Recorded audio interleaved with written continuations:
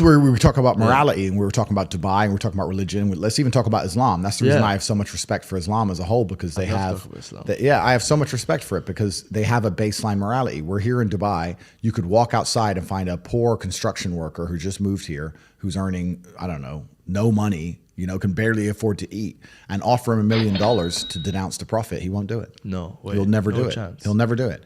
Whereas in the West, if you were to go and find a Christian, $1. Yeah, it doesn't mean anything, right? So it's that baseline morality that they can't corrupt that they're afraid of. It's why they're afraid of Islam. It's why they're afraid of me. It's why they're afraid of people who sit and say there is more to life and existence in this and the next than simply degeneracy or being bought and owned. And I feel like Islam, the way they talk about Islam, it's kind of like you see the patterns. Whenever there's something, a force that's trying to change people, they'll try to put labels on it. The literal name Islam comes like salam. It means peace. Yeah. But they'll try to put these labels on it because they don't like Islam. Yeah, they don't like anything they can't completely and utterly control. Yeah, and Muslims are uncontrollable. Well, yeah, they have a higher purpose and a higher calling. I do think a lot of the world's problems, especially in the West, with the absolute degeneracy and the work of, what do you say, shaitan? Shaitan, yeah. The work of shaitan. Shaitan. It could be fixed with Islam. Honestly, I call for the Islamification of all Western countries because Christianity has absolutely and utterly failed. The idea of a religion is to preserve the morality and preserve the traditions of a country. Exactly. If you have failed to do that, then you're no longer a religion. If you're going to sit there and inside of your own country, your prophets are mocked, all of your ideals are ignored. And it's okay. And it doesn't matter. Yeah. And society is degenerating in real time and your children are no longer safe from brainwashing by the Matrix, then your religion in and of itself as a concept has failed. Christianity has failed to preserve Christian values on any level in any country ever. So now that you know it's a failed religion, that only leaves one religion left in which you can install. Degeneracy will disappear. Yeah. Crime will disappear. Mm-hmm. Men and women will stay families again. People will have children. And all the world's problems will be fixed. They'll chase their goals. Absolutely. I call for the Islamification of the entire Western world because otherwise we have atheistic countries. And when you remove religion, now what do you have? People are now adhering to woke ideology and this new insane religion. Everybody has a religion. If you remove Christianity from the West, you don't have atheists. You now have these people adhering to this woke, new world, liberal psychopathy where people are doing absolutely insane and disgusting things to each other and children. And they're sitting there saying that that's progressive somehow. And it's absolutely and utterly disgusting. So if we need a God to believe in to preserve morality and decency amongst humanity, then let's have a God that people actually fear and respect. And that's why Islam is the only religion left on the planet. There's no other religion you can possibly name that even matters. Mm-hmm. Khalas, now we have to make your name like Ibrahim Tate or something. Let's do it. So have you actually taken Shahada, become Muslim? Ashhadu an la ilaha illallah. Yeah. You want to do it on the podcast? That's it's an interesting conversation and it's ongoing. Let's put it there. Yeah. No, it's a slow journey, Yeah. Well, eventually. Yeah. You're coming. Let's put it there. Assalamu alaikum wa rahmatullah, brothers and sisters. As you can see, we're here with our brother Andrew Tate. Assalamu alaikum, bro. Jazakallah khair. Bro, there's one question I wanted to ask you, and I think some of the viewers would be very interested to know as well. What is your favorite thing about Islam?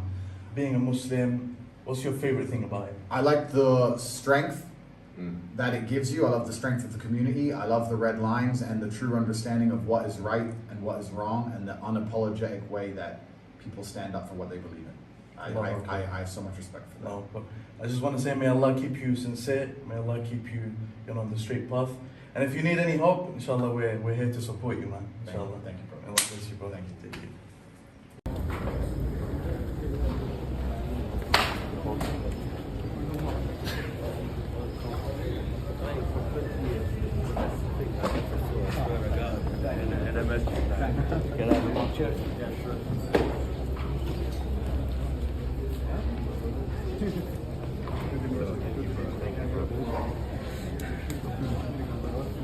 Did a big part of your, I guess, growing up in England, the UK, Luton to be exact, right? Yep. And very big Muslim population. Yep. What are some big takeaways you took from living with Muslims, seeing the lifestyle, seeing the religion? Cool. What's your take on that? Right. So 3 points again. I always have 3 points. If you have a problem with feminism, Islam will fix it. If you have a problem with your wife not obeying you, Islam will fix it. Islam fixes a lot of the problems that men are currently facing. Yeah. The problems we're discussing on this show, Islam fixes all of them, right? That's the first thing about Islam. And I'm not a Muslim, right? If I had to choose a religion, I would, because I live in an Orthodox Christian country, I go to the Orthodox Christian church. I donate $20,000 a month to the church in the country I live in. The church in Romania is very powerful, and I like having church friends. So I give them a lot of money, right? So I would guess I'm an Orthodox Christian. But if I had to bet on one religion as if I were betting on the stock market for the future, you have to bet on Islam. Because Muslims are intolerant. And I'm not saying that disrespectfully. Because if you're tolerant of everything, then you stand for nothing. Yeah. Facts. Christians are so tolerant now that you can go to church. These girls will get fucked on a Saturday night and go to church on a Sunday morning and get fucked on Sunday night, and it's no big deal, right? So you don't believe it. They have gay pastors that I'm not even anti-gay, but if the book says don't have, like, what the fuck? What do you believe in now? If you're tolerant of everything, you stand for nothing. I can walk through London with a t-shirt saying Jesus is gay and nothing will happen to me. If I did the same thing with the Islamic prophet, I'd be dead before I got to the end of the street. Boom. That's how much they believe and respect. And I respect people who stick up for what they believe in. Yeah. It's not even about me believing in it. I respect them because they believe and they will defend. Muslims are the only people who will defend their religion. They will defend their beliefs. They refuse to be mocked. They refuse to be insulted. And I respect that about them. I respect that. That's an amazing thing about them, right? And the third point is, and I've been all around the world, some of the best countries in the world today are the first world Muslim nations. Yeah. Qatar, you can go to Qatar, you can fall asleep with $1 million on your lap in the middle of the street. Nothing's going to happen to you. Saudi Arabia as you well. You can go to Saudi, nothing will happen to you. You can go to Dubai, UAE, nothing's going to happen to you. They leave their cars parked with the keys inside. It's so safe. Wow. Yeah. It's so safe. Women, everyone's married. Every woman obeys her husband. Every single woman has 4, 5, 6 kids. Big families. All the things we're talking about, all the problems we have here, right? They've got none of that. None of it. Because of Islam. Islam keeps society in the role where women obey their man. Women have children. Women have big families. Women are exceptionally happy to do so. Yes. Before some Western girl comes in here and runs her mouth, the Islamic women are happier than any fucking thought you're going to see in the club tonight. They're very true. They're happy. Society is functioning. Their population is growing because in most Western countries, the population is declining. Yep. Tim Cass was talking about it today. I was talking. We were 2 showing it on people the have boat. 1 kid. Doesn't work. Doesn't work, right? 2 people need to have 3.1 kids because people die, right? People die prematurely, blah, blah, blah, blah. Yeah. So we have population problems in the West. They have none of the population problems. Society is functioning. And that's what society is. Society starts at the smallest possible group. You have families, and families make a street, and that street makes a village, and that village makes a town, that town makes a city, and that city makes a country. So if it's broken at the very fundamental level, if its family level's broken, then it's broken the whole way up. Yep. And that's what's happened in the West. And the first world Islamic countries have none of those problems. So if you're going to talk about a belief system that fixes issues, you need to go to Islam. And I will say this that will too. fix everything. And look, I'm not Muslim, but half my family's Christian, half is Muslim. Sorry to say this, the half that's Christian, they're all divorced. The half that's Muslim, they're still married, hella kids, and they're happy. The wives do serve their husband. The kids understand the roles, and generally they're happy. You're right on that, 100%. So I just have absolute, even though I wouldn't identify as Muslim, I have absolute respect for the ideology, respect for the mentality, respect for the warrior aspect of it. I respect it. They don't play. They don't play. You can't insult their shit. But you can insult the church all day. You can make fun of it. There's a fucking show on Netflix about a gay Jesus. That's a joke, right? Ha, ha, ha. And what do the Christians do? Nothing. Christianity is a dead religion. If you're a Christian, and I'm saying this as a Christian myself, Christianity is a dead religion which is confined to the history books. It's dying out. Your own Pope.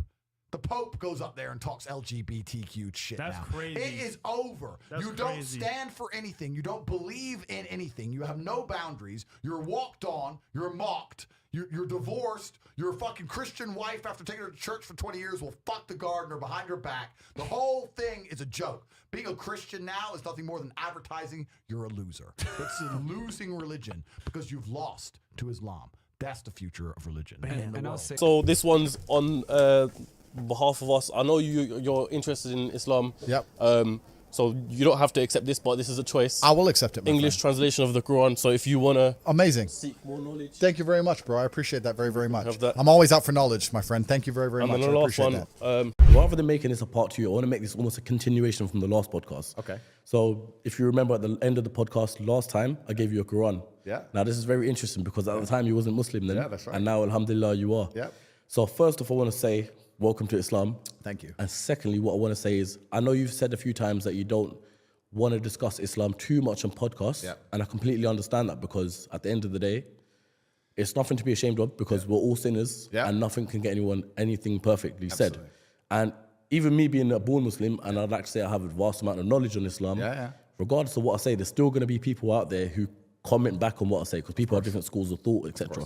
So what I will say is just like the quiz shows where you got phone a friend, also the team are Muslim right now, so you've got phone a sheikh. So if you've got any answers, any questions that you want answered on this podcast today from a fellow Muslim right here, Thank you. or if I can't get the answer, we'll get the answer for you. Yeah, I'm studying it, and I have a huge amount of respect for Islam, and it's one of the only subjects that I am passionate about that I don't know everything about. Everything else I'm interested in, I can sit and talk about for hours. Yeah. Or if I talk about Islam, I feel like there's people far more qualified than me, and I feel like it's disrespectful because I'm new to it. I'm a revert, and I'm trying to learn like everybody else. And yes, I'm famous, and yes, I'm well known, but my opinion isn't valid compared to someone who's a born Muslim or studied it harder than I have. So, Everyone's opinions are valid. of course, but I don't consider myself qualified. Yeah, fair enough. But how would you say it's shaped your life and your mentality? You know the best thing about Islam? The best thing about Islam is how simple it is because there's wrong and right. It's a simple religion. It's wrong and right. I mean, you look at other religions and it's all so subjective now. Yeah. And that's why I've said many times on different podcasts that it's the last true religion. If you don't have a strong barrier, if you don't have a yes and a no, you don't have a religion. If you tolerate everything, you stand for nothing. And if you believe in God and you say, I believe in God, but I'm not a Muslim, I'm going to say, okay, that's fine. You're a Christian. What is Christianity anymore? What does it mean? You can go to a Christian country, and America, let's take, for example, and you'll get in more trouble for insulting George Floyd than you will for insulting Jesus Christ. Yeah, for sure. You can walk down walk down the street with a T-shirt saying Jesus is gay. Girls barely go to church. If they do, who knows what they were doing the night before? None of it means anything. And then if you go and find a Christian that says this trans person has changed gender, what do you think about that? Christians are so soft, they're going to go, well, I hope he finds redeem, and I hope he finds guidance. Haram, bro. Haram. No, you didn't. It's haram. And I like that it's yes and no. And what's the point in a religion if you're too afraid to say what you believe in, or afraid to stick up for it, or afraid to defend it? Then what's the point in any of it? So I feel like it's the last true religion. I feel like it's the last religion on the planet. And it's kind of interesting because since my reversion, I've had lots of conversations with the right-wing conservatives who were upset by my reversion as if I cared. And a lot of them said to me, oh yeah, but it's a Christian country. We need to restore Christianity to England or wherever. And they don't seem to understand that the basic law of the universe is that power vacuums get filled. This is the basic law of the universe. If a tiger arrives in a brand new habitat and there's no other predators, it's going to destroy and eat all the rabbits and it's going to take over. Facts. Anyone who's in the West who's concerned about the spread of Islam should be more worried about the absolute fall of Christianity. The reason people revert to Islam is because they're looking for God and they can't find God anywhere else. Yeah. It's Christianity's fault for being so weak and decadent. Yeah, we were discussing this as well as a group earlier on, and we were like, the UK majority of it is a Muslim, population. So it's gone past the point where it's now deemed as a Christian country because there's more Muslims than Christians in the first place. This is the Islamic Republic of Great Britistan, and the thing about it, but the thing about it is, it's not even about numbers. It's about strength of belief. If you wake up and you want to truly live a religious life, and you want to feel like you have religious conviction, and you want to feel the fraternity of a religious life, and you want to have the boundaries and constraints of a religious life, you're going to be attracted to Islam. You're not going to be attracted to Christianity because you can wake up and say, I'm a Christian, and nothing changes. Yeah. Nothing changes and nobody cares. And that is Christians' fault. So I've had a lot of people complain at me as if, like I said, as if my personal choices are something I should... I mean, it's kind of, I'm self-analyzing as I talk here. I find it very, very interesting that Christians look at Islam as a threat as opposed to just understanding that it is a massive power vacuum because Christianity feels godless and you do not feel God in Christianity anymore. And that's the reason that people are so attracted to Islam. That's the reason I was attracted to it, because I respect it. How can you believe in something you don't respect? I don't know, and that's a general question for anything. You have to respect it. You have to look at the creeds and say, okay, I respect that. I respect how they defend their religion. I respect how they're black and white on certain issues. I respect all of these things.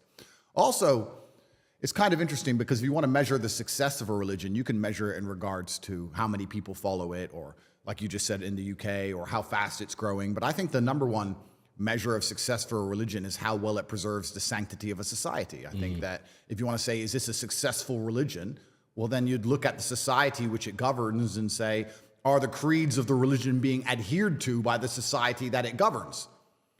I would argue that most Islamic countries have an Islamic feel. I would argue you'd avoid a lot of the LGBT garbage. You'll avoid a lot of the woke insanity. You'll avoid a lot of the feminism, which has destroyed the West, and all these things, because Islam is being adhered to and it's keeping the society functioning. Do I go to Christian countries and feel like Christianity is preserving them? Not really. What about true hardcore following Christians? I'll give you an example. Obviously, you're just coming off the back of doing a podcast with George Janko. Yep. Now, I love that podcast purely because you guys was talking about religion, you being a Muslim, and he seems like, I haven't met him obviously, but a true following Christian. Yep. And it's funny because when I see a true following Christian, it's like you're so close to Islam, but you're just a couple of places where you're going wrong. Yeah. So when I saw that, I was like, shout out to George, because one day, you never know, man could be Muslim himself. Well, yeah, it's kind of interesting.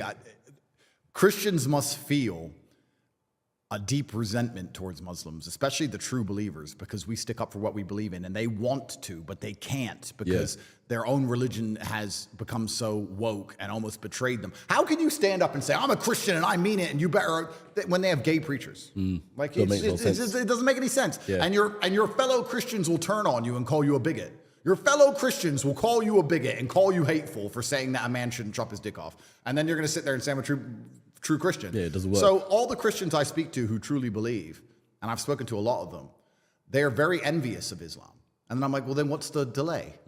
But they feel like an affinity to Christianity because they were raised with Christianity or they're born Christian, and perhaps they see Islam as a Middle Eastern religion, which is kind of interesting because Christianity is a Middle Eastern religion. Yeah. They're from the same place. Yeah, they all spiral they stem from the same country as the Middle East. I read somewhere that only 18% of Muslims are even Arab. I think the largest, there's obviously a huge black proportion, and Indonesia is a massively Islamic country.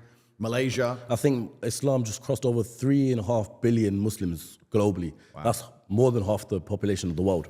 If you believe in God, I don't see how you cannot be a Muslim. I just don't see the attraction to any other religion that makes any kind of sense. And you can also look at this, and this is why I'm careful to discuss this subject, because I don't want to get in trouble with people who know more than me, but you can also look at this from the ideological and the theologian standpoint in regards to what happens after we die, and superpowers and Allah and Muhammad, peace be upon him, and all these things that we don't quite understand. But you can also discuss it right here on earth with what you see, like I said about preserving the sanctity of a society.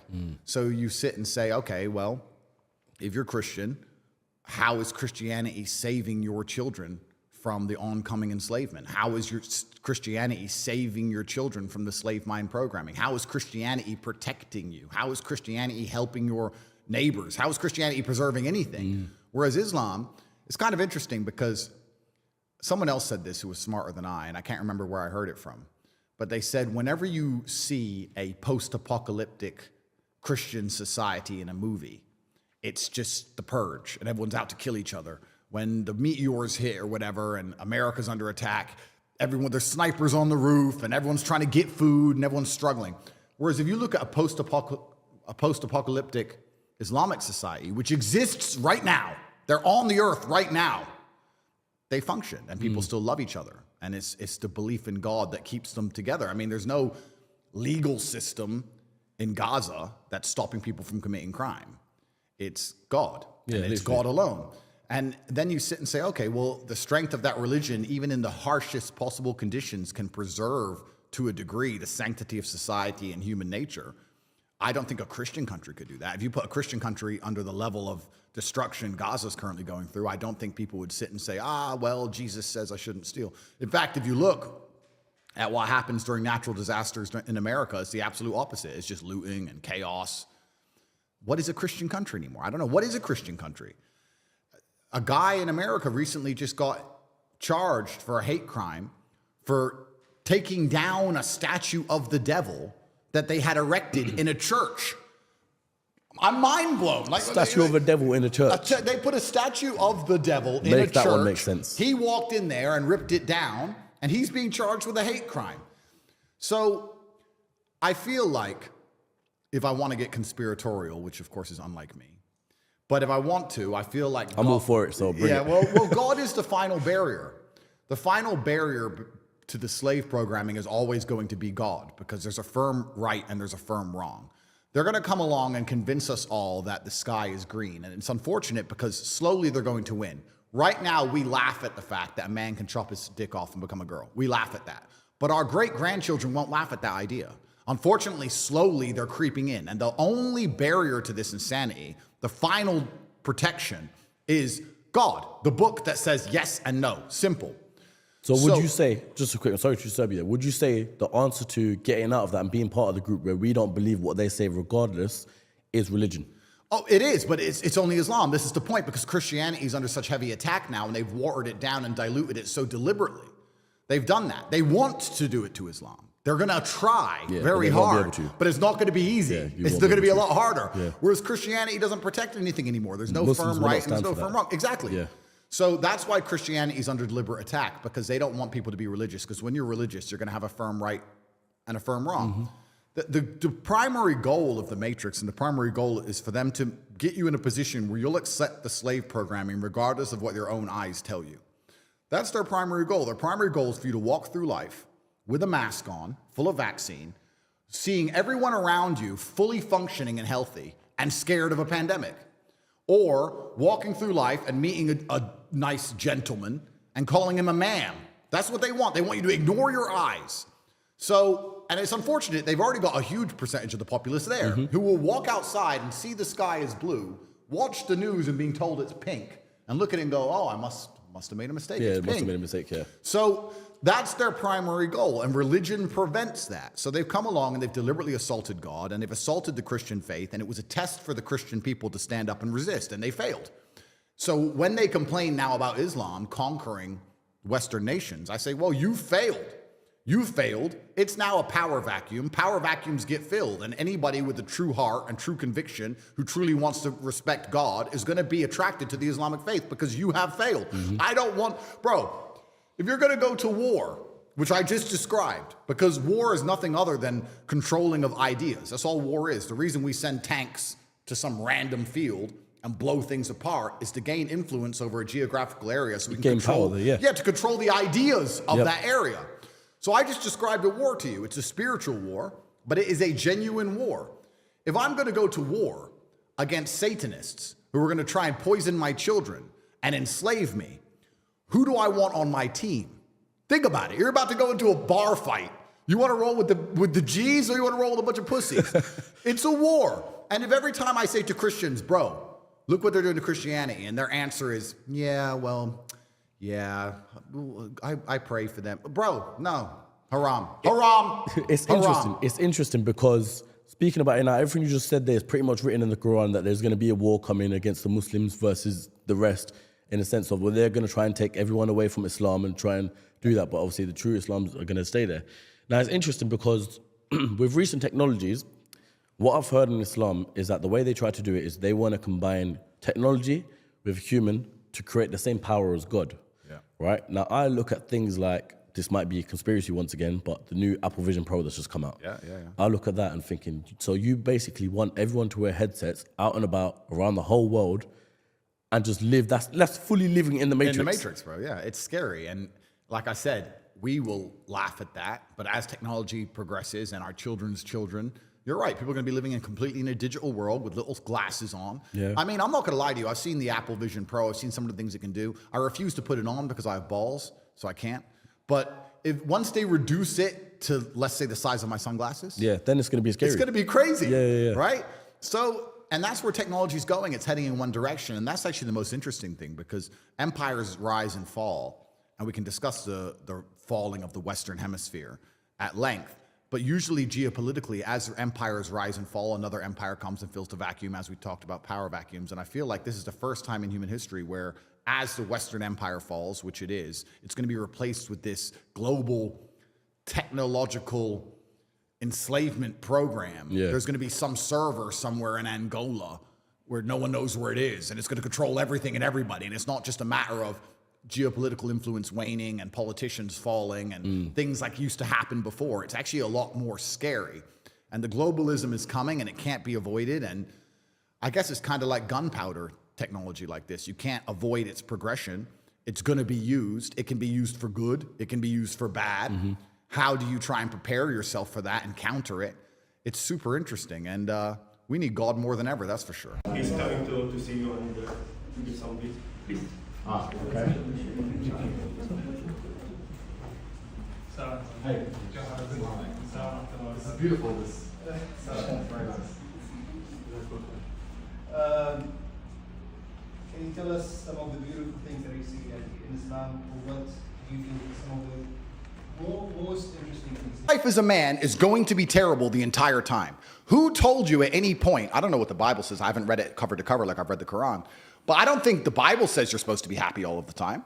The Quran certainly doesn't. Well, in Matthew, it says you're supposed to cast your anxiety and depression on him. So life isn't going to be easier, but you could go. Let me give you an example. Sure. When Jesus was walking on the water, this is the example I say. When a storm hits, the storm is still hitting. Yep. But there's a difference from you drowning in the storm or standing above the storm. Absolutely. And I think that you're always going to have challenges and obstacles. Storms are going to come. But I guarantee you, there's obstacles that you could walk through with a smile on your face that another man could fall apart. Absolutely. I've just been through some, and I'm sure I'll have more. What was it? Well, it says in the Quran, just because you believe, you think Allah will not test you. Just because you believe in me, you think you're not going to be tested. I think being tested is a great thing for That's you. how God shows love. Yeah. Because Job. because God's love is a disciplinarian love. It's a masculine love. It's like a father. A father shows love through putting you on the bike, letting you fall over, letting you hurt your knee, picking you back up, putting you back on the bike. That's how a father shows love, and God is the same. Your father used to push you down when you used to be a kid. That's right. And your mom used to be upset about this. this. It brings us into the Islam versus Christianity argument. And I want to make it very clear to the world that I am not anti-Christian in any way. Most of my family is Christian. My brother is Christian. For a long time when I Tristan's Christian? Yeah, he's Christian. Cool. He's happy and he has fun. Yeah, that's right. Perhaps that's why.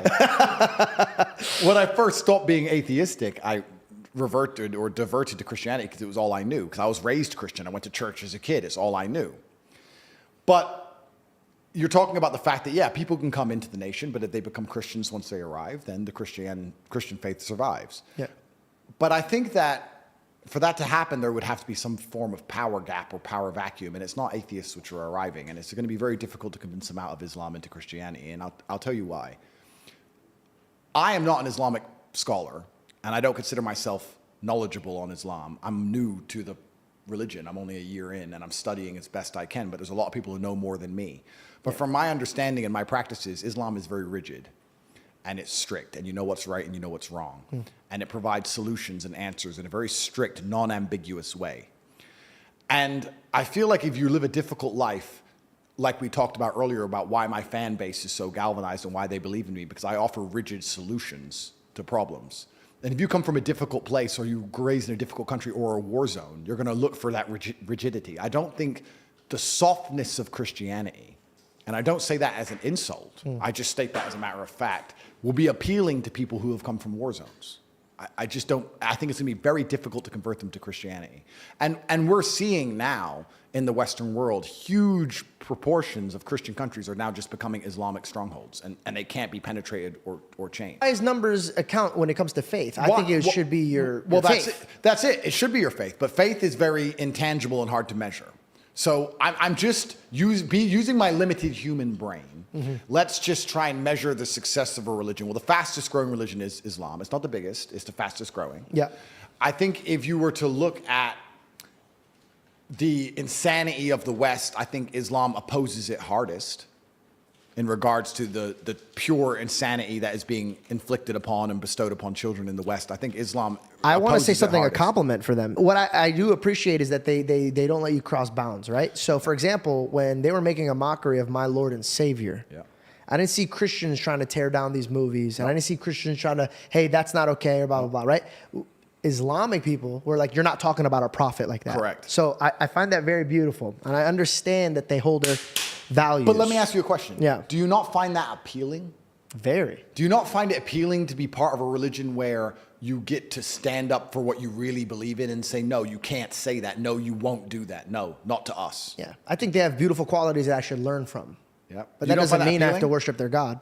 I mean, people often ask why I reverted to Islam, and I heard someone say something that you see life and you see other people as you see yourself. So if you're a thief, you think everyone's a thief. You're worried about everyone stealing from you because you would steal in their position. That's how you like view the world. It's how cheaters view. That's how cheaters view the world. That's right.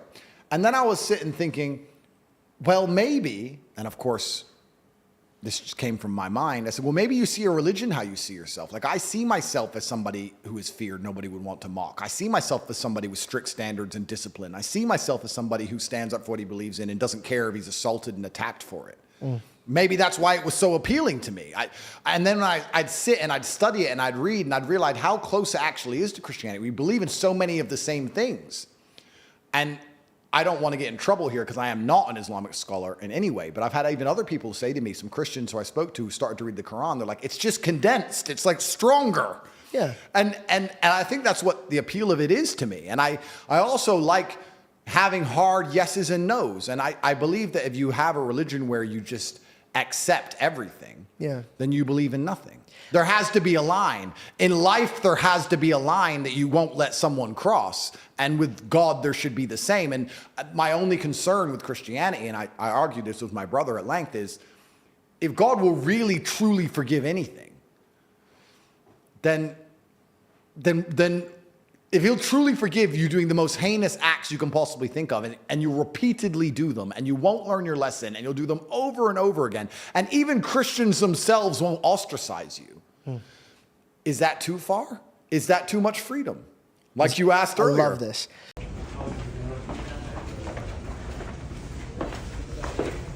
Hello everybody. Hey, good to meet you. Hey, Good to see you. Alaikum salam. Good to meet you. Good to meet you. The sense of brotherhood is a really big thing. I've been reading online and seeing people's reactions, but it's amazing to see the people who are true to the religion who said, "Listen, Allah forgives all" when you become a Muslim. And Good for you. perfect. Thank you. Thank you. Thank you. Thank you, man. Thank you. What's your thought on Islam and everything? Because I know in the Quran and stuff, like you could have up to 4 wives and stuff. So I've seen you talk about it a little bit, but I would like to know like what you think about it. I think it's the last religion on the planet. You think it's the right religion? I think it's the last religion. So if it's the last true religion on the planet, then it has to be the correct one. Because I don't think How is it the last one? It's the last religion because no other religion has boundaries which they enforce. If you will tolerate everything, then you stand for nothing. If your book says X, but you refuse to say the book says this, I'm sticking to what the book says. Doesn't matter what the subject is, right? I don't want to get us banned. I think everyone can work it out. If you're a Christian, 99% of Christians are ignoring every single rule inside the Bible every single day. Interpret the Bible, you're saying? Like they pick and choose what they want to they'll try and say, I interpret it differently. I believe in God, but I don't believe in that part. That's not what the book says. It doesn't say ignore half of me. It says follow me. Only Muslims follow their book. No, true. So they're the last religion. Yeah. Who gives a shit if Christians come along and say, I'm a Christian, Give a fuck. You ignore the Bible. Well, isn't there a lot of Muslims that don't follow the Quran too, though? I'm sure there's a lot of Muslims who don't completely follow the Quran. But I'm saying that if you were to go out there and try and find Muslims who live true to the Quran completely, you can find them. Yeah. You ain't going to find a I single... think you can find Christians. No, you won't. Bullshit. Yeah. Bullshit. Muslim religion, I mean, not to even, no diss on any religion, but like, dude, you're not going to find a Muslim slut. That's right. Like a woman that's a Muslim that's a slut. Bro, you put me in any fucking church. Give me the hottest church. There's girl. Muslim sluts out there. I'm sure there are, but I'm saying the point he's making is you can find a bunch of women who adhere to Islam who are still virgins to the age of 25 waiting for an arranged marriage. Oh, yeah, 100%. You will not find that under Christianity. 100%. I think you'll find some. Yeah, you could find a couple. Bullshit, but you're right. bro. There's probably more Muslims that follow. Christians. Definitely. There's more devout Muslims than devout Christians. Christianity has no power left. It's a power. Even the Pope is up here talking about, and I want to make this very, very clear. I'm not fucking anti anything. I'm not homophobic. I don't give a fuck. I'm talking about what the book says. If the book says man and women lay together, and then the Pope is going to stand up now and say that you can be a gay preacher, the book doesn't mean anything now. So the whole religion doesn't mean anything. So the rules don't mean anything. If you're tolerant of everything, you stand for nothing. The problem is with religion is that it naturally needs to be intolerant. For a religion to be a religion which is respected, it needs to be intolerant of certain things. Yeah, but you can't say we're a religion which tolerates everything. Now you have no belief systems. But when was that book written, you know? It does, yeah, completely. But the world evolves. So. Completely. So Christianity's evolved into nothing. Islam hasn't. This is the point I'm making. The point I'm making is if you're going to throw your own rules away, you can't stand up and say, this is a religion, these are our doctrines, but we tolerate everything, and we don't punish anyone for anything, and none of it really matters. Are you a Christian? Well, who the fuck isn't? Biggest hoe in the world's a Christian. Porn stars are Christians. Who gives a shit? It doesn't mean anything. It's different with Islam. With Islam, you can't get away with it. Even if you're saying that there's some Islam sluts, etc., fine, that's cool. But people don't stand up and openly disrespect Islam. Oh, hell no. Because they're afraid.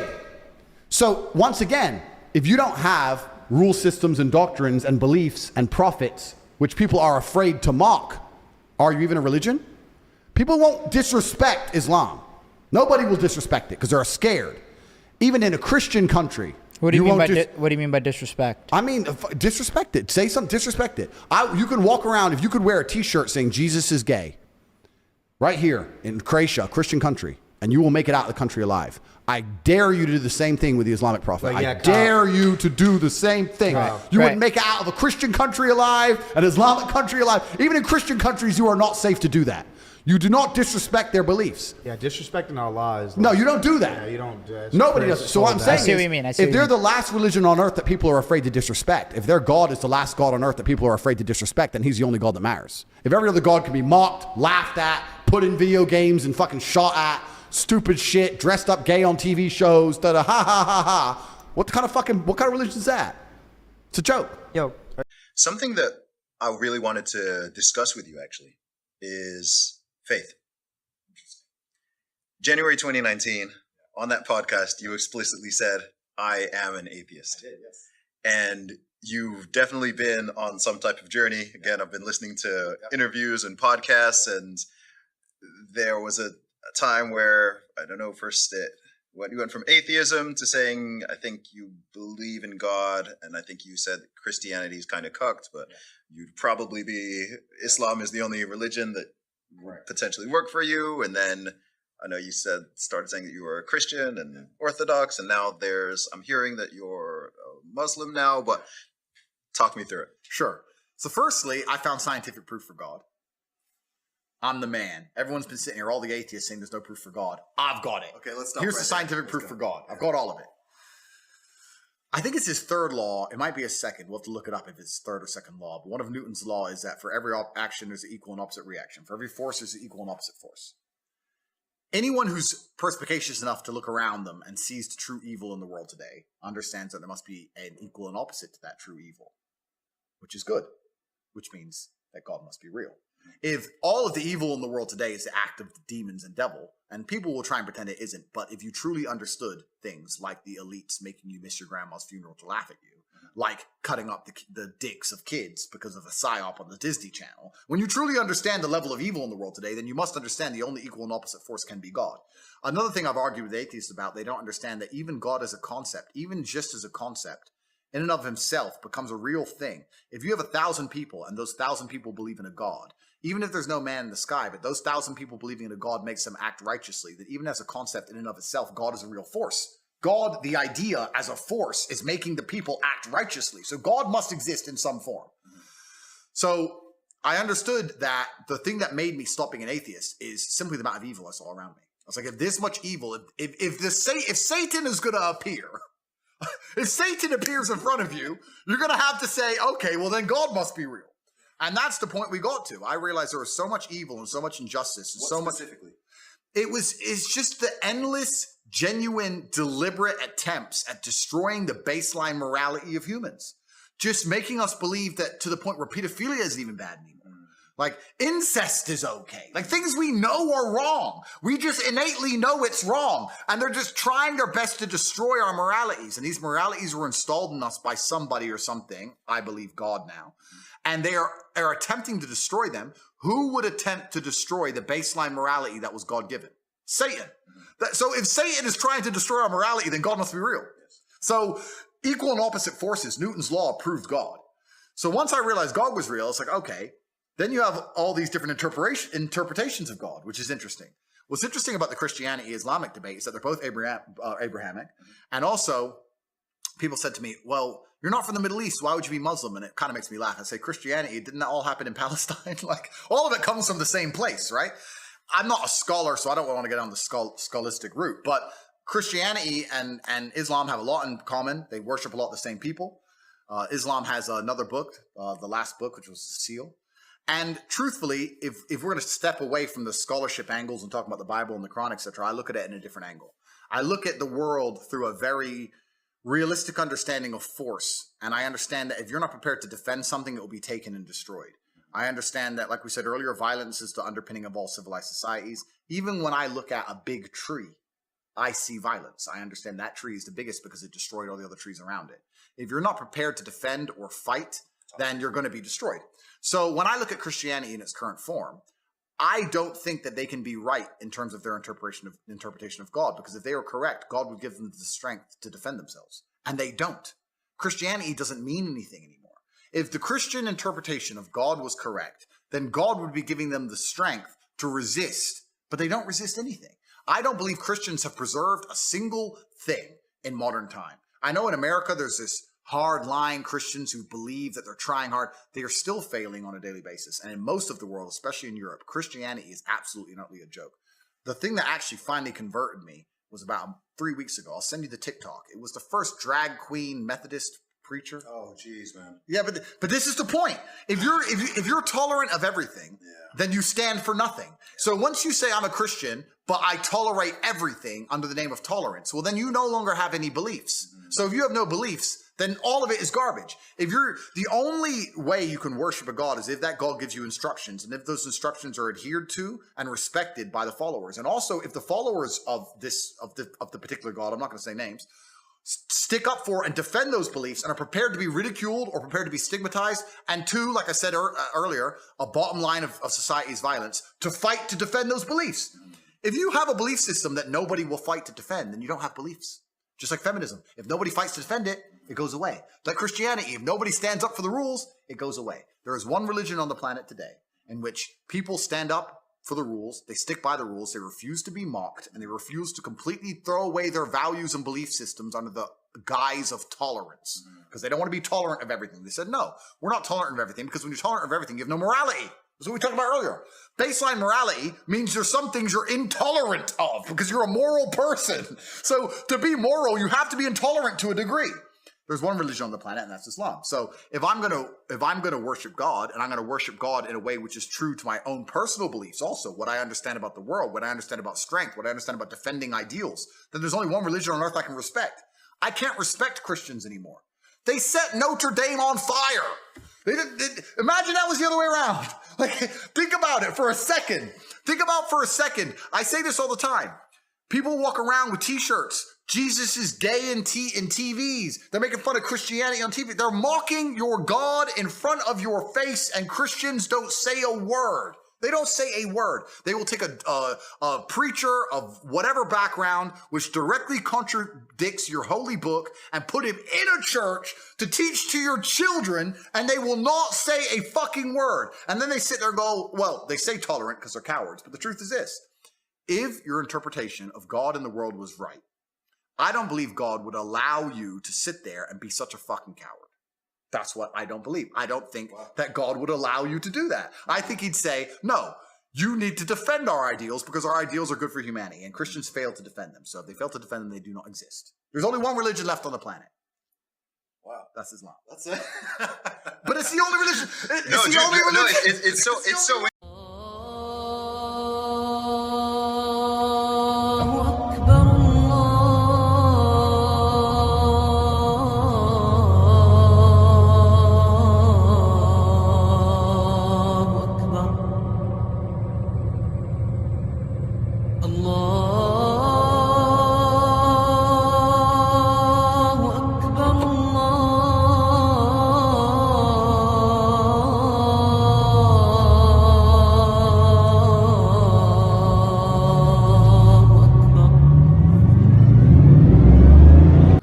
topic, especially in the Muslim community.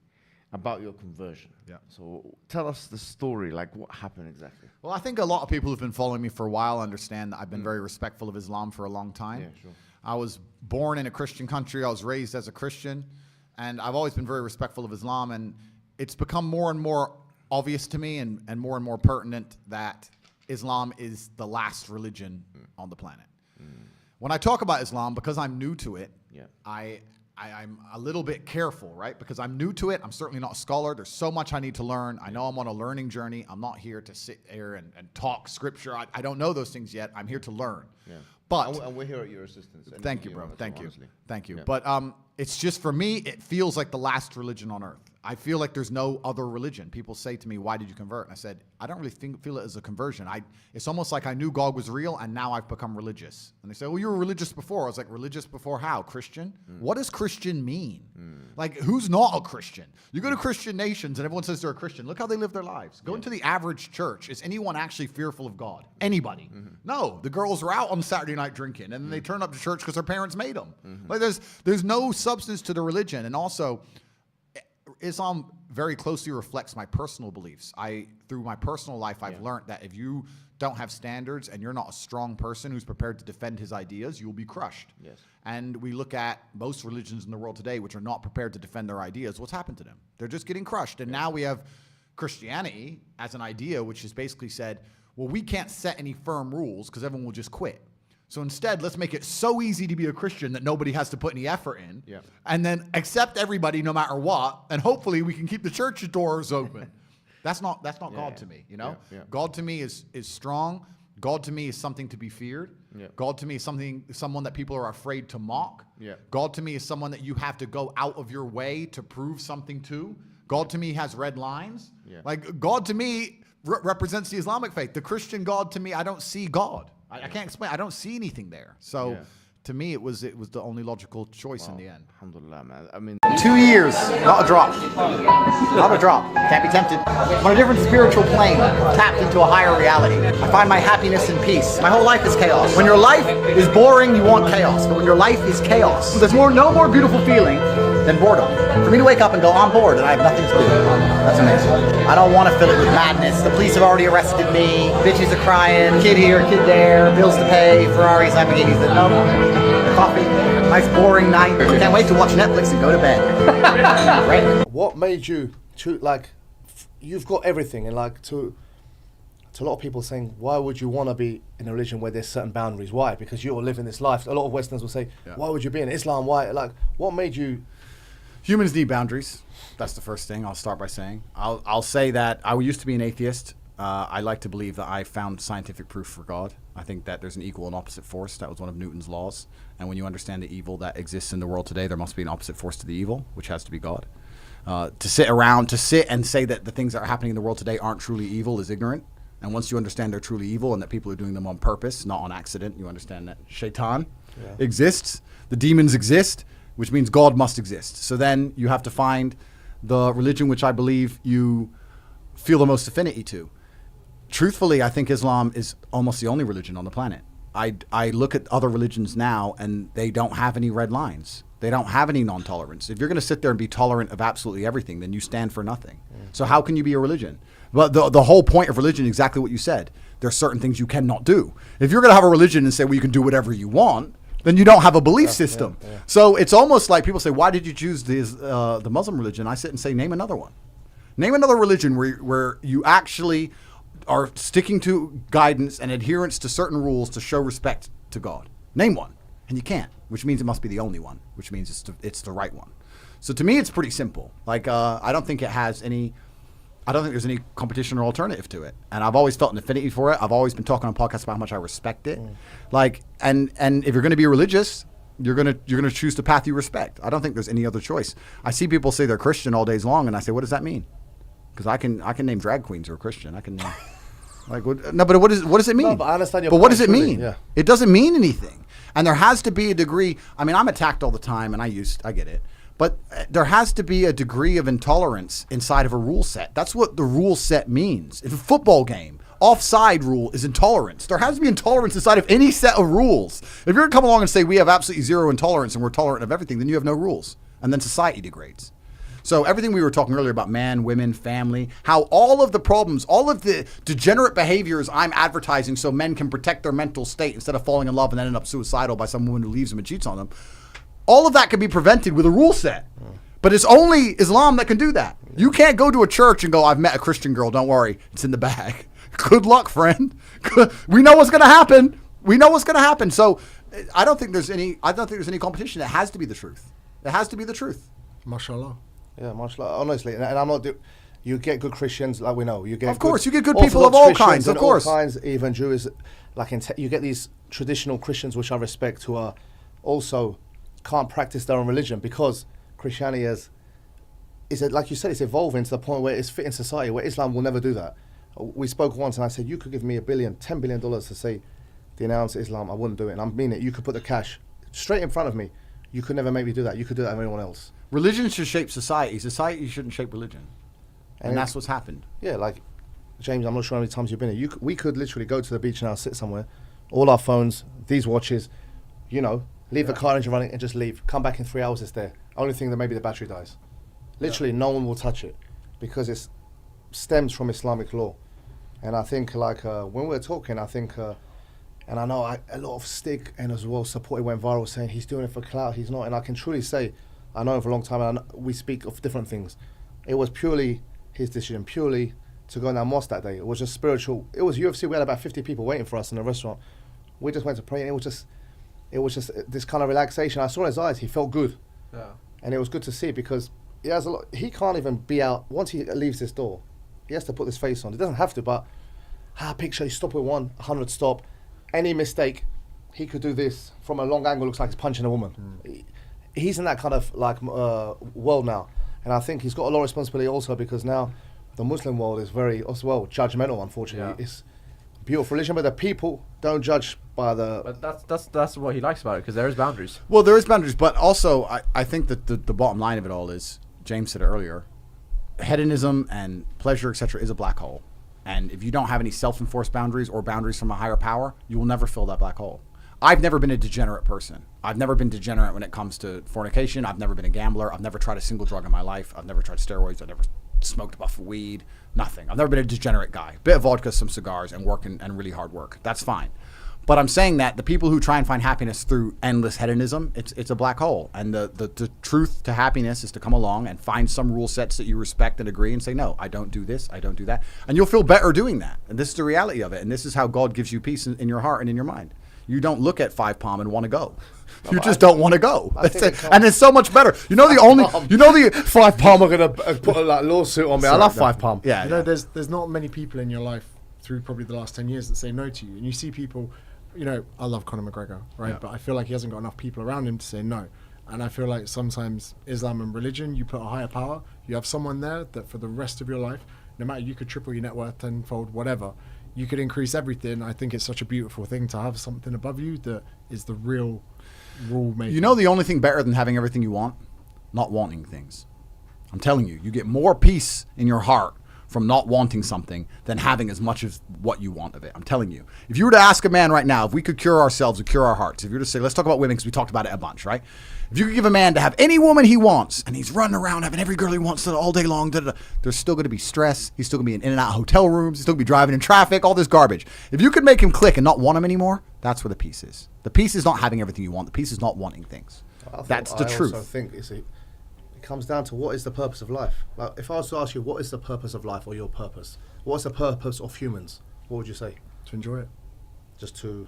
I feel like for me, without being too pessimistic, I feel like when this fucking organic rock flying through the universe, like the human existence as a statistic from the Big Bang even a blink of an eye is too generous. And I'm like, fuck me, let's just enjoy it. Because some people believe that. Myself, I'm not quite atheist. I've done magic mushrooms, and now I'm like, there's something. There was eternal blackness before life. There is a risk there'll be eternal blackness after life. So I want to make sure that my time on the planet, I make the most. And do you know what? We probably could all say this honestly, which is such a beautiful thing, is I would not trade my life with anyone else's. And I think that is the biggest blessing that I could ever have in life. I agree with you. And now that I'm religious, I can't wait till I start doing podcasts with atheists because I was the #1 atheist. I was Mr. Atheist. And now I realize that I was completely wrong. Do you think part of that 100% No, is but wrong. for me, and I'm gonna Yeah. be like the one. I believe. I understand what you're saying as well, but then you got to define what's happy. For everyone else has got a different kind of being happy. Then it's limitless in a way. We'll all be just like it'll be a wild zoo. I believe we're not. We're too perfect of a creation. The blink of an eye, science can't reenact to be a Big Bang. I think there's a purpose. Why are we sitting here? Why are these humans? Look how we are. We've made the power, the way. If the sun moved a few inches this way, we'd all burn. It went this way. Everything's so perfect. The veins, the human eye, bro. Like things you forget. The nose, the smell.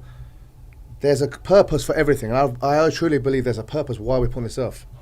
And that's how I'm saying too. But I believe there's a thing like we have mums. If your mum says to me, "Get me this, that," you go out of your way for her because she gave you birth. Yeah. She created you. I believe there's something out there, whatever you want to call it. I believe is Allah, the Creator. Yeah.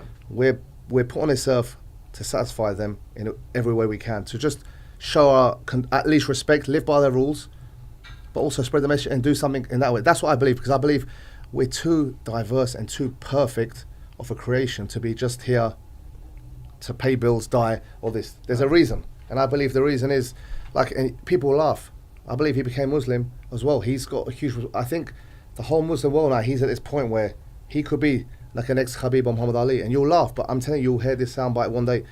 People are going to see him. He could change a lot of lives now, because there's a lot of Muslim kids who are like, people in the shallows never had a role model too. Yeah. In society. What about you? You're religious?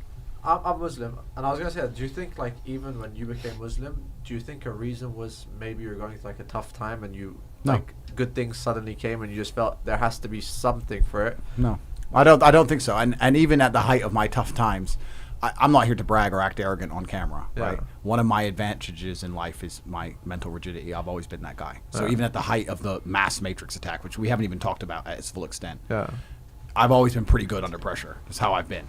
So I certainly wasn't under pressure and looking for, a way to feel better. It wasn't like that. I just truly respect and understand that God is real, and I truly respect and understand that with my own eyes, what I've observed, the truest way to show respect to God is through Islam. It's the only thing I've seen that I truly respect, and it means that the religion as a whole has to be the truth. I can't worship something I don't respect. I can't be called something I don't respect. I don't know how else to explain it.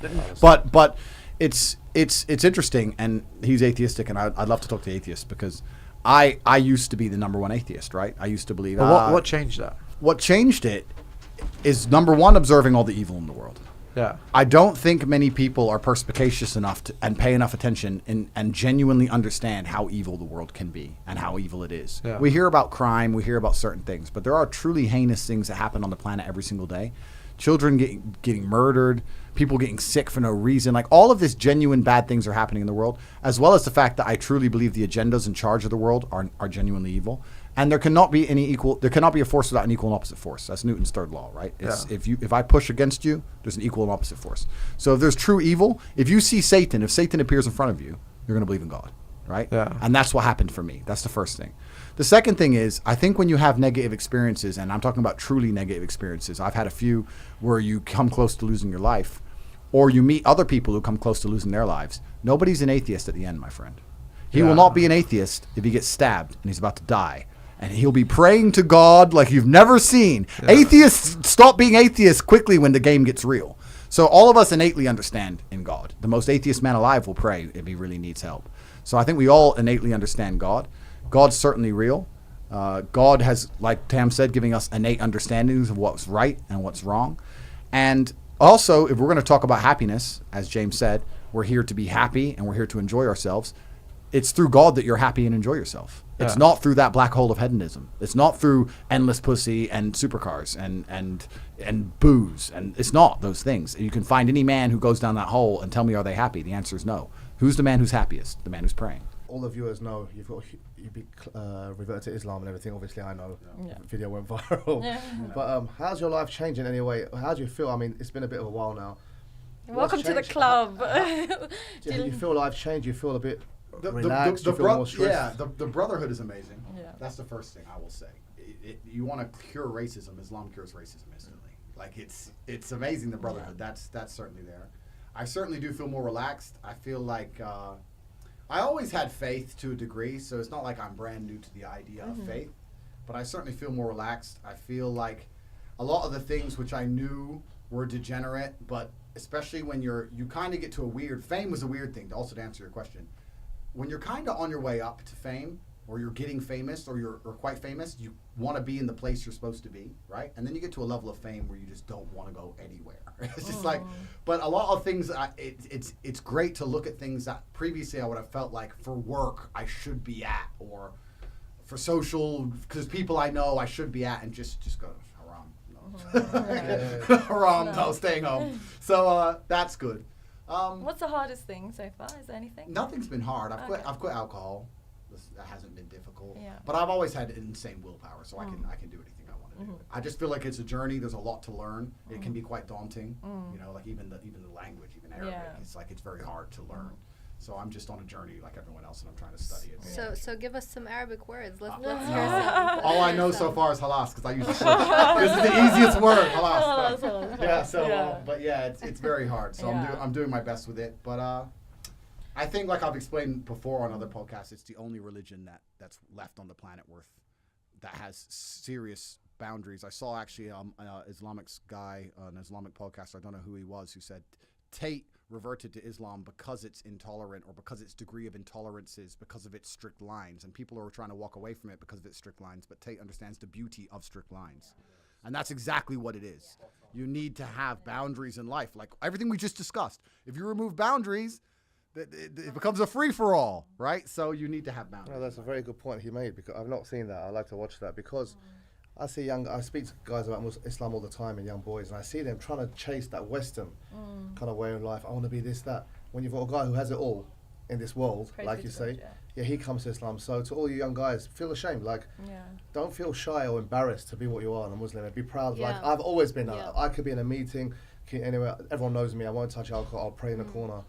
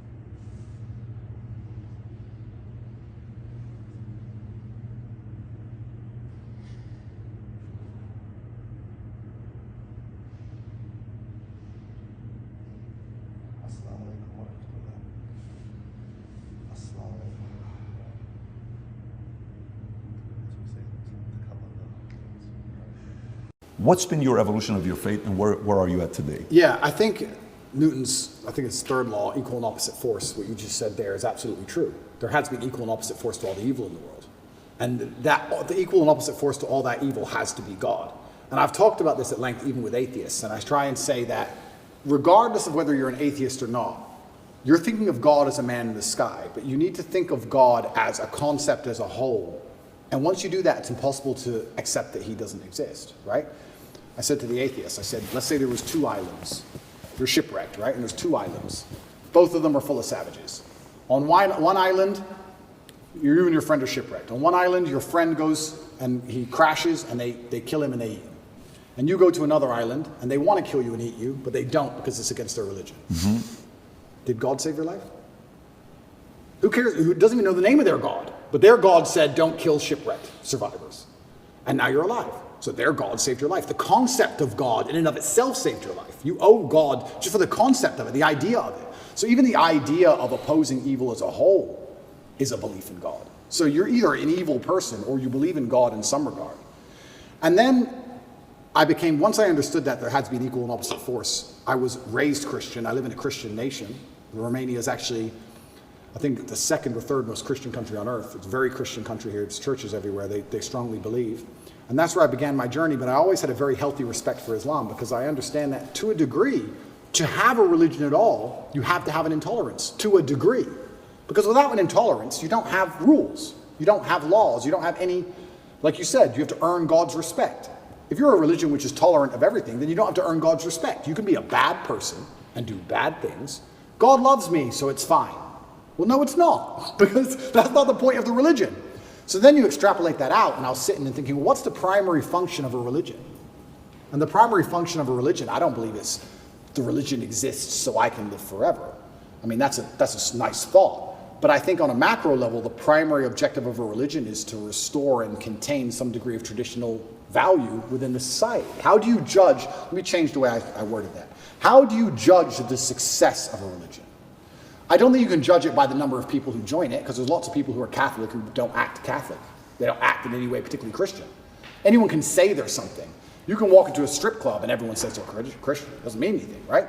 So how do you judge the success of a religion? Well, I like to think the best way to judge the success of a religion is how successful is it at fighting evil? How successful is it at preserving the morality of a population in X parameter, in X geographical area? So when you look at it from that way, you can't say that Islam isn't the most successful religion on earth.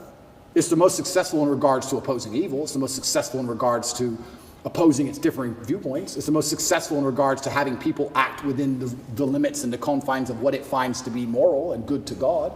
It's the most adhered to. It's the most feared. It's the most respected in most forms. And then also I'd like to think... I would say it's the most feared. Yeah, it's the most feared. But what is respect without fear? Do we respect men we don't fear? If there's a man who could do absolutely nothing to you on any level at all, you might be nice to him, sure, because we're not bad people. But would you really respect him?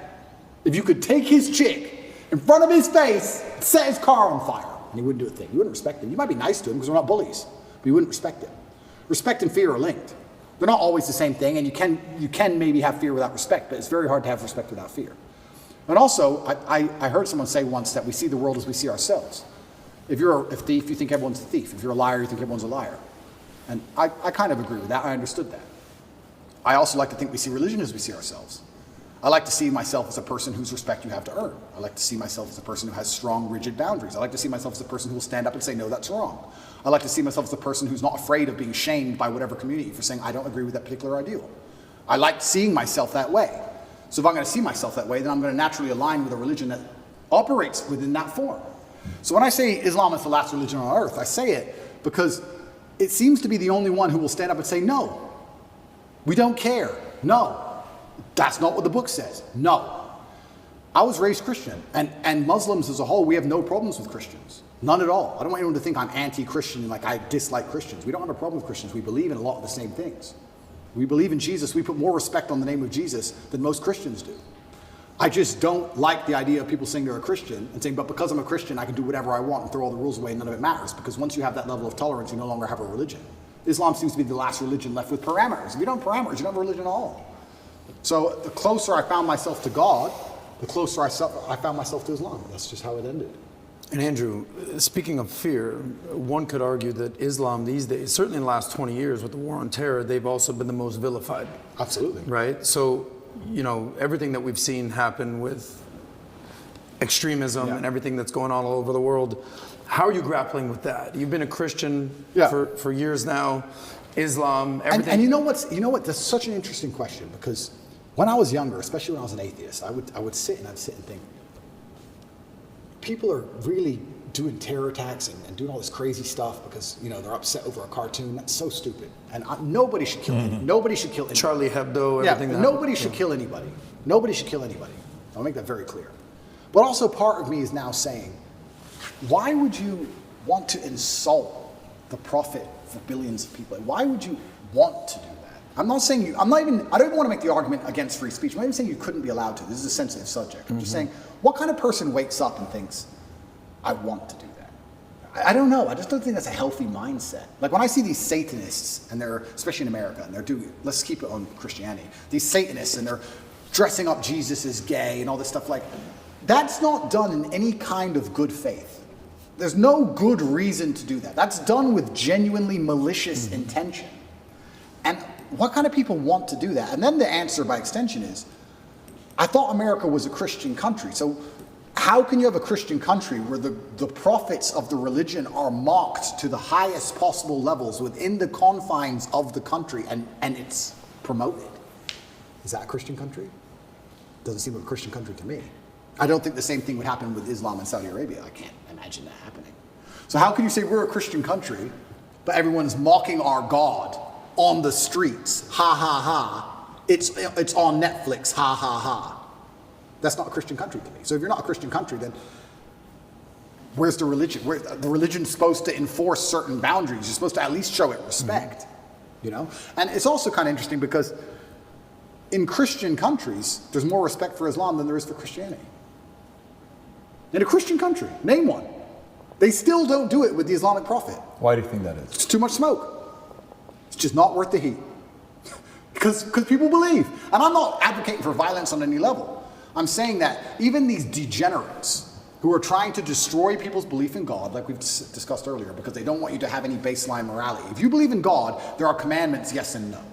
That baseline morality prevents you being an absolute slave. So they're trying to destroy it.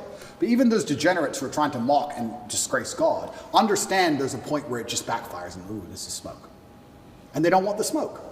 And shouldn't God be feared? I'm scared of God. It's the only thing I fear. I fear God. They can put me in jail. I know I'm telling the truth. God's on my side. I fear God. So God should be feared. So once again, does anybody fear the Christian God? I haven't seen anybody scared of him in a long time.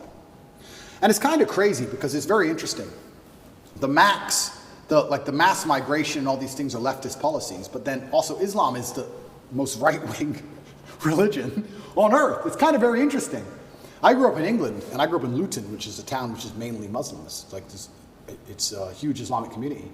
And there was a bunch of English people who were complaining about there's too much immigration, we're losing our culture, and I understood their point absolutely. But these are the same people complaining about all the left-wing LGBT in schools and all these issues. And I was like, the only allies you have against this are the Muslims. They're the only allies you have in any of this. The Christians don't protest against any of this stuff. The Christians don't. There's very few Christians who will get up off their ass and complain. In fact, I saw on Twitter yesterday, one of the churches was lit up in rainbow. I have nothing against gay people. I don't care. And that's actually another point I want to make into about this thing. I think most people don't care, and I think that bothers them. Have you ever had an argument with a girl, and she's like stropping around the house, she's huffing and puffing, and you just don't give a shit? So she has to keep upping the ante till you eventually go, what's the problem? Because she tried the low-level stuff and you didn't care. I kind of feel like this has a remnants of that. I'm gay, cool. I want to get married. Fine. I want to wave my dick in your kid's face. Whoa, whoa, whoa, whoa, whoa. It's like, whoa, whoa, whoa, whoa. I feel like they tried to annoy us, and we're like, we don't give a shit. Do whatever you want. Be a person. We don't care. Point. And now they're like, okay, well, we have to get to a limit where they have to react. Yeah. We want attention now. We want them to care about What's the right move on that? Well, that's the point. It's difficult because there comes a point where you simply have to address it, and now you have to oppose it. And this is sorry to interrupt you, but this is why they're so careful and so clever with what they do. They package it all together. LGBTQ. I would argue. I don't know what Q is. Firstly, sorry, I don't know what Q is. Questioning. Q. All right. I would argue that G and T are very different things. Beyond. A gay man and someone who's chopped the dick off are very different things. So they package it all together. So now, because the spectrum of your enemy is so large, you have people who are fully this way. You have people who we accept and are normal in society. We have no problem with gay people. And they put it all together. You're an enemy of all these people. And they complicate the argument and they mix it all together. And now you're a bigot. And really, you just want your kids to be left alone. Really, you just want to leave the children alone. Of course. So all you want to do is leave your kids alone. And then it's like, okay, I'm now raising children. I have more children than most people would believe. How do I protect my children from this insanity? God. Which God can protect my children? Allah, Islam. I'll move them to Dubai or Saudi Arabia, and none of this will happen. Can I trust a Christian nation? Some of them. Romania is a Christian nation, and to a large degree, they oppose quite a lot of this stuff. But they're also NATO, and they're also EU, and they also rely on bailouts and grants and money. And on a long enough time frame, even in the 7 years I've lived here, I have watched certain attitudes change because money buys influence and power.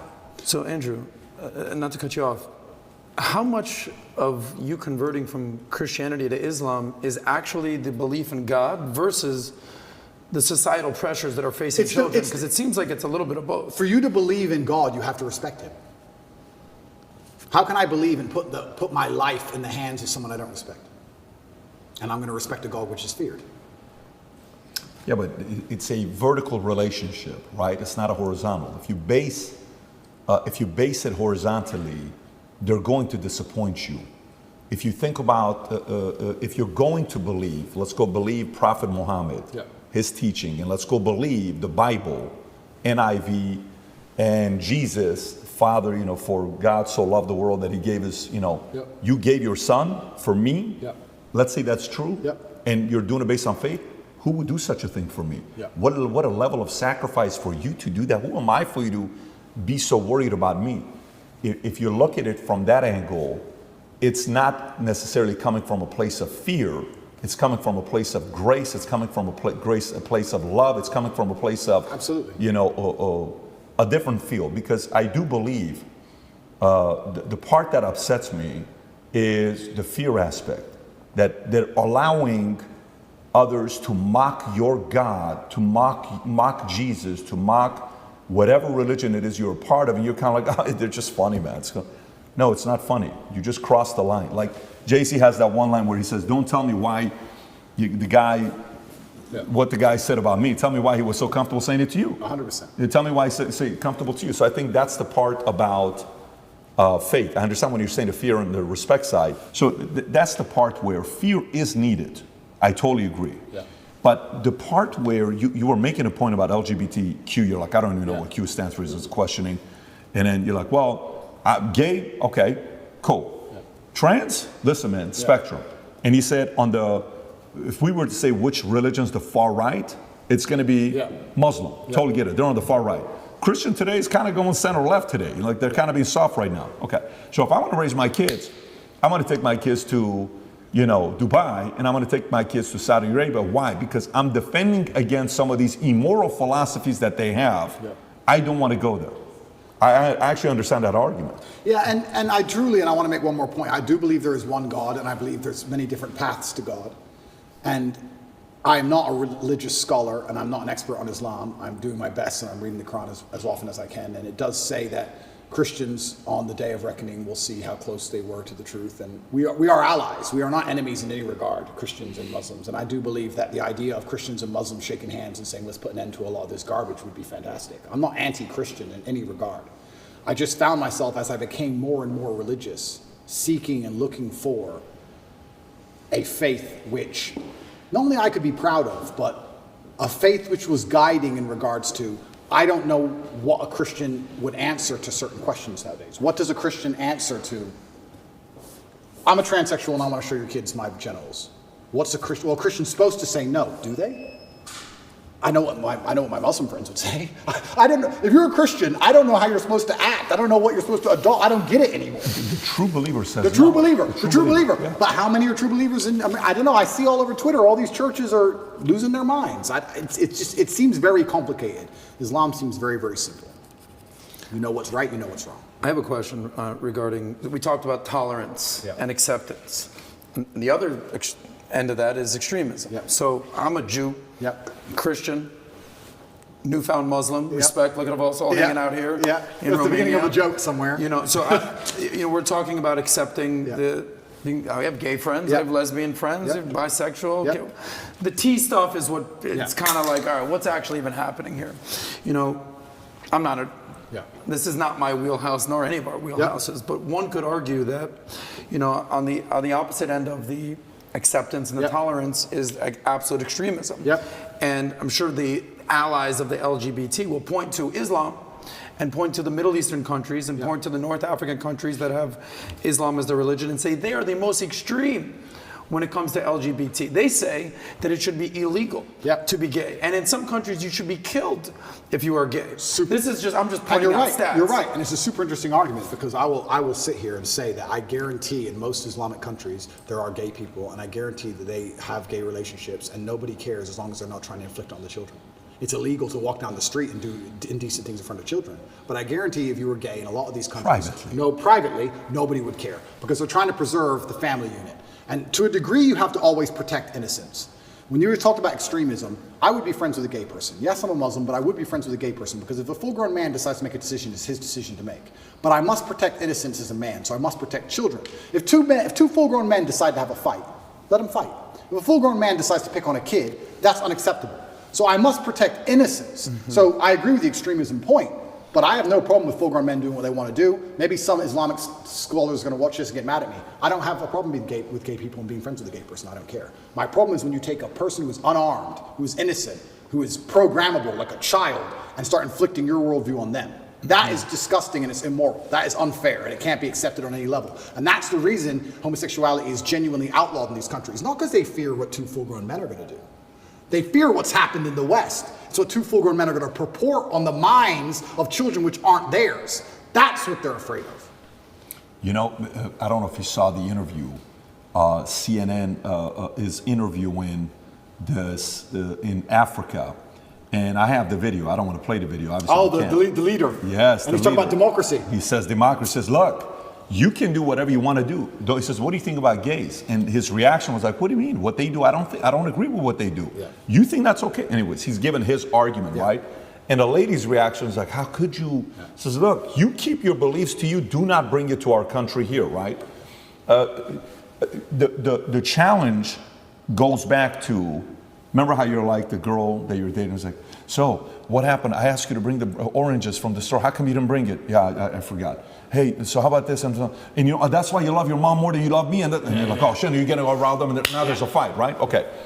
Well, is the mistake being too tolerant from the beginning? Is the mistake being too accepting from the beginning? Is the mistake of, like the fear when I talk to Second Amendment guys, and the fear about, well, what's wrong with them doing background checks? What's wrong with them doing this? He says, look, that's how it starts. You give them the background checks, then they're going to come for everything. Oh, you're over-exaggerating. No one's coming for your guns. Well, you also said 20 years ago, Hillary Clinton, marriage is between a man and a woman, and the sanctity of marriage 20 years later. So that is the fear where one must watch this as a case study. Say somebody starting a new country and saying, look, here's where we stand. These are the laws we're not touching. We're not going to be doing X, Y, Z.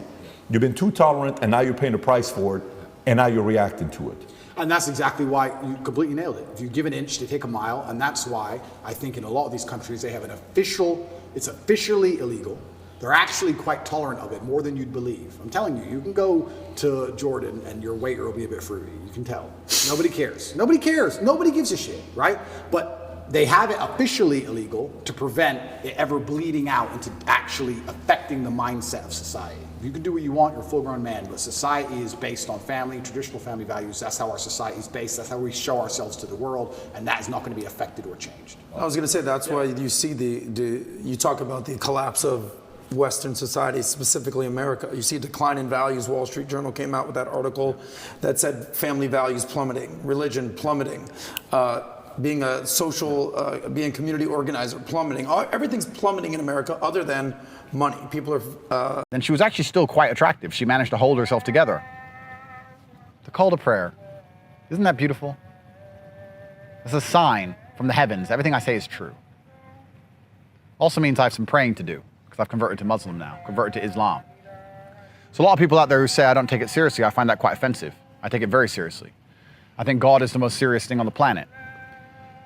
And just because I live a life in which I have all of Earth's worldly treasures does not mean that I neglect my spirituality, because I understand how important spirituality is. Hedonism and all the world's earthly pleasures are a black hole. You cannot fill it.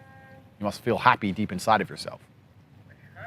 And social media, because I'm going to tie these two together because I'm so clever, even though that was... You are right. We are in a culture war. And it's culture which is absolutely not really defining the direction in which we move. And this is one of the reasons why I reverted to Islam, because I feel like the Islamic culture is the strongest. You feel the culture. I was You wondering feel because it. you were Christian, and I definitely do not know enough about the Islamic faith to sit here and debate you on it. Yeah. I'm never a person that will debate somebody on something that I'm not an expertise on. Yeah. But I will say that I'm sad that you're not a Christian anymore, because I can sense perhaps it's because you felt that Christians weren't doing a good job defending their beliefs. Yeah, I think that God should be feared. I believe that God should be feared. I fear God. Mhm. It's one of the only things I fear. And I believe that also you see God to a degree, or you see religion, how you see yourself. And I see myself as a person of strong principles and strong morals. And I like to think of myself as the kind of person nobody really wants to cross, not because I'm a psycho, but because I'm a man of capability and I'm smart and I'm strong and nobody wants to make an enemy of me. So I feel like I find an affinity to a belief system which has very similar outlooks. And there's a whole bunch of other things I can say from the Quran and Islamic texts, etc. But to keep it very vague and very broad for people who are not Islamic, I felt God when I was in an Islamic country. If I went to an Islamic country, That's the problem. I The felt West- God. West is You don't Christian. feel any God. How is it a Christian country if Satanists are mocking Jesus on the streets? I understand what you're saying, and I was trying to gather in my head what pulled him away from Christianity, and I said it's probably the example. If you're thinking that America is a Christian country, and you're thinking that the United Kingdom is a Christian country, They're not. then you're going, Christianity is getting it wrong. Yeah. And the truth is that America is no longer a Christian country. We're being run by people that are satanic. Hollywood is satanic, and Right. Hollywood is running America. Correct. So you're not wrong. But I think that right now America is facing a spiritual battle. And for the first time in a very long time, Christians are starting to stand up and speak about our principles. I hope so. And we I could have used you as a I know. But I have seen in California, I've seen Christians and Muslims get side by side when they were complaining about the LGBT I did teachings see in that schools, which is recently. fantastic. And I know what you're saying, and that is true, but it's almost like when I go to an Islamic country, I feel God around. You see it. You see it in the way the people are dressed. You see it in the fact that everyone's in a family. You see it in the fact that there's a mosque on every corner. It's in the air. And it's almost like when I'm in Dubai and I'm talking to my friends, my Islamic friends, and I explain to them the things you have to protect your child from in an American school, they literally think I'm lying. They're like, no, surely.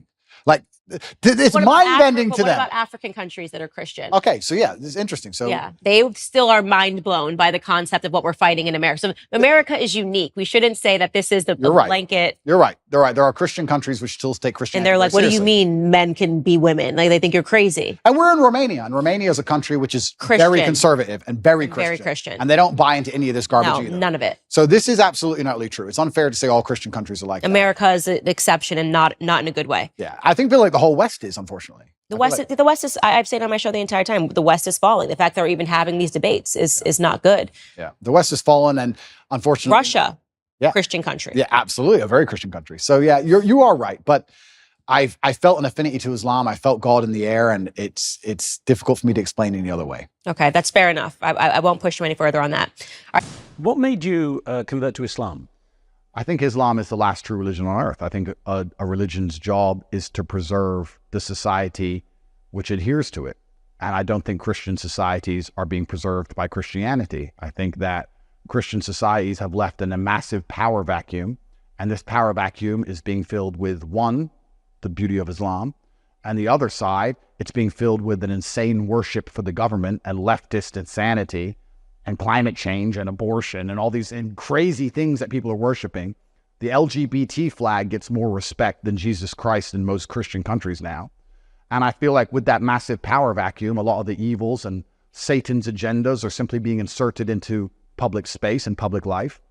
and you need God to resist evil. And Islam seems to be the only religion left on earth which is capable of saying no to the evil agendas.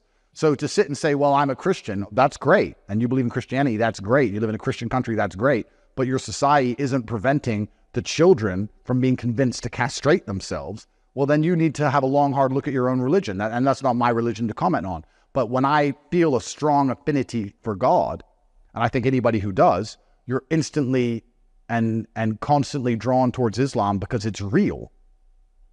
I'm curious how so many fighters have become Muslims. Muhammad Ali, Cassius Clay, the first one, Mike Tyson, and there's a whole list actually. Why do you think fighters become Muslims? Because it's a warrior's mindset, Islam. Islam understands the brutal realities of life, and the brutal realities of life as a man is constant and never-ending war. And I mean that for every man on earth. You're at war right now. If you're at home watching this, you're at war. Well, that's the term jihad, but it usually means a self-struggle. No, it's perfect. Even better, self-struggle. You nailed it. That's what I was about to say with war. Getting to your job and back without losing your temper in the commute is war. Taking care of your family is war. Raising your children despite the government propaganda being injected into their ear is war. Maintaining a healthy body and mind is constantly war. Paying your bills is war. Life as a man is war. And when you're truly a warrior in your heart and in your soul and in your actions, and you understand how important God is, you're going to end up believing in Islam. You're going to end up being a Muslim. When it comes to religious tolerance, are you tolerant of other religions? If you tolerate everything, then you stand for nothing. I agree that tolerance is a strange word, but it's used widely to imply... It's a hijack. Tolerance is a hijacked word. So tolerance in and of itself, just like we talked earlier about gender equality, is a hijacked word that the Matrix has hijacked and taken a nice pretty word and they've hijacked it. Because when they say you must be tolerant, what they're saying is move out your house, give it up to asylum seekers, allow your son to chop his balls off. That's what they're telling you to do. So tolerant is hijacked. However, my brother's a Christian. I live with a Christian. It's not my job to be an Islamic scholar. I don't know enough. I'm a revert. It's not my job to go through and tell other people about their own religion. It's not my job to insult other religions. I can only say why I stopped being a Christian because I lost faith in the religion as a whole. That's my personal preference. That's all I can do. I'm tolerant of other religions. In fact, I think we need more God in the world, not less. I'm tolerant of religions. If I meet an atheist, perhaps I might look at him strange. Perhaps you were for a while. Well, yes, exactly. But perhaps I wouldn't do business with atheists anymore. Perhaps if someone sat and said, I'm an atheist, I would lose respect for them. I'll admit that openly on camera. But if someone were to sit and say, I'm a Christian, I'd say, okay, that's fine. Beautiful. You believe in God, I believe in God. The world needs more God. And I think that's very important. Andrew, interesting you say you're a revert, not a convert. Yes. Why? Well, we all start as Muslims, is my understanding of it. Like I said, I'm not an Islamic scholar, but I think what I found most amazing about my reversion, to be honest with you, is how similar it was to Christianity. It's really not as far away as people believe it is. And I feel like, especially in the Western world, especially in America, because I'm American, the white Christians see it as this far away religion from a far away place, and it's very, very different. Not understanding that Christianity and Islam were born from the same period of, same place on earth, right? And we respect and worship a lot of the same people.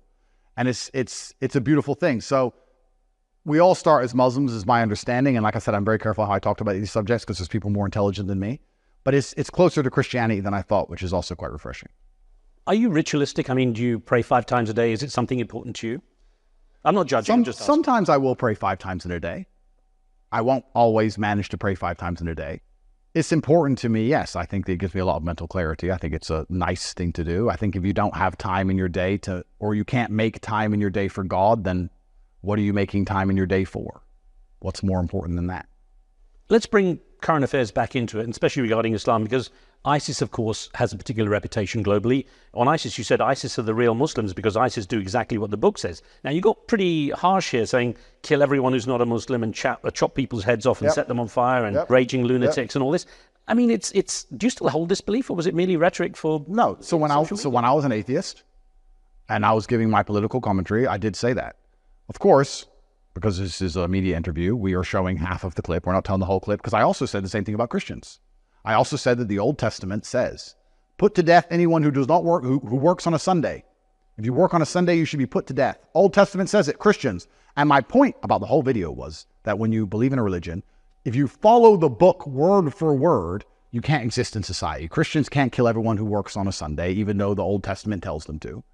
And if you try and do exactly as the book says word for word, well, then you're going to end up being seen as an extremist of some kind.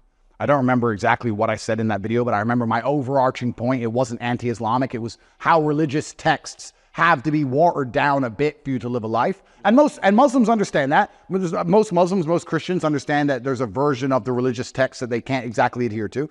And then I was talking actually about how this eventually ends in the religion having no power at all, because I was talking about Christianity, saying that, well, if you ignore first part of the Bible, then you ignore the second part, you ignore the third part, in the end you ignore all of it, you say you're a Christian, you have no beliefs, etc., etc., etc. So yes, I said it. You were saying actually you were actually supporting ISIS in its views in that one. Well, I don't think I was supporting ISIS. I'm not trying to go back to jail anytime sooner than I have to, sir. I have to be very careful. I do not support ISIS. I do not think that innocent people dying under any circumstances is ever something that I would adhere to or I would support. It's not who I am as a person. I don't like that whole premise. Also, and I'll be very honest, I don't understand the true Islamic beliefs of ISIS. I haven't spoke to an ISIS leader or member. I don't know how he interprets the Quran different than I would. I don't know. So I can't comment on ISIS. And my Ramadan was in jail. I don't know if this is completely true, and I don't want to talk like an Islamic scholar because I'm not, but if you're at war or if you're in a particularly difficult scenario, you don't have to fast, but I decided to fast anyway and to respect it.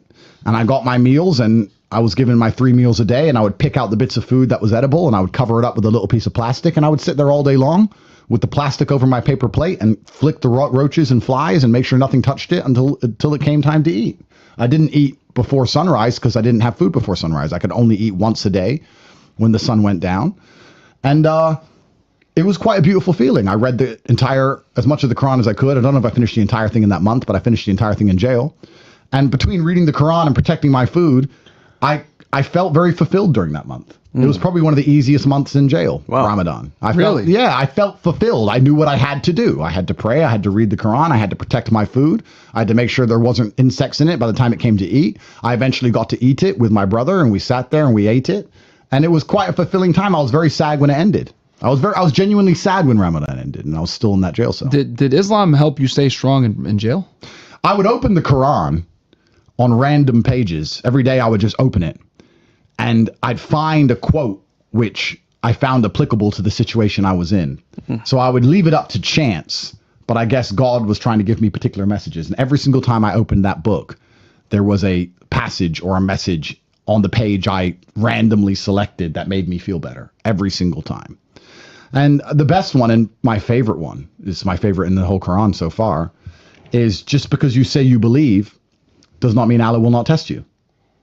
You're a believer does not mean your life gets easy. Absolutely not. Just because you say you believe does not mean you will not be tested.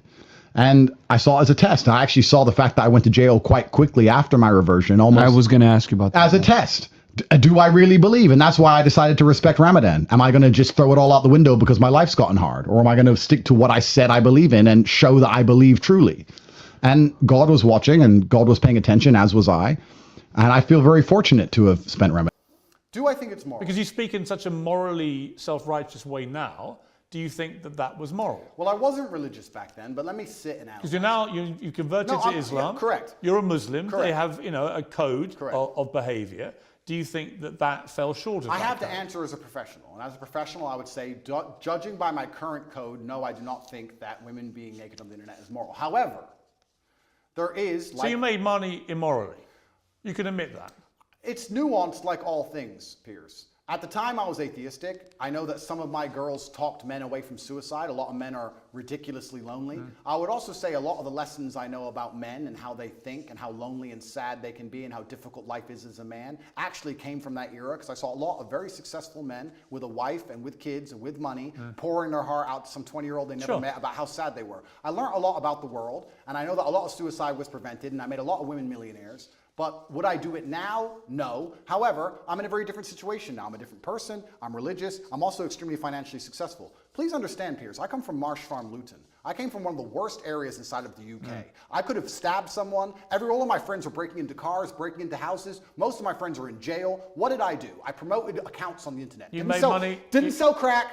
didn't sell drugs, didn't rob anyone, didn't shoot anyone, and now, because I am successful, I'm going to be held to this moral standard by people who grew up in fancy homes with white picket fences and went to private schools. Well, no, actually... I am from Marsh No, Farm, no, no. Luton, and the biggest crime I committed was completely legally promoting internet profiles. Right. There are people around me who did far Actually, you're worse only going to be held for far less. No, you're only going to be held to the standard of the religion you've converted to, which you've already When you take said, the Shahada, Well, hang all on. your former sins which you've are already erased. said would look at that as immoral. When you take the Shahada, all of your former sins are erased, and I actually encourage you to find the light and convert to Islam. Andrew Tate, thank you very much. Thank you, sir. Let's do the Quran quote then. Every day in jail, we'd open the Quran at a random page and find a quote which was applicable to our situation. Yeah.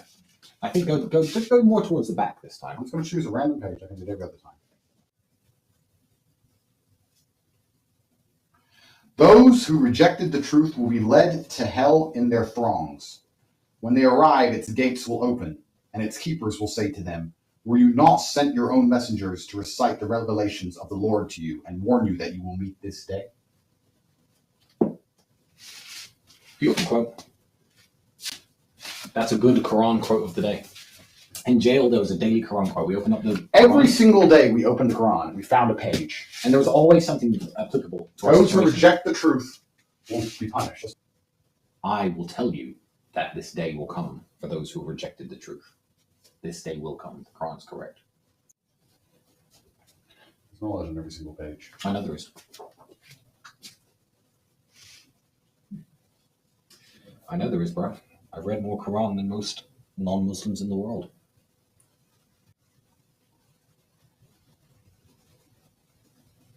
Knowledge is power. When I was in jail, I focused on doing push-ups and reading the Quran. And when I am home, I will focus on doing push-ups and reading the Quran. MashaAllah! Long live the PUBG!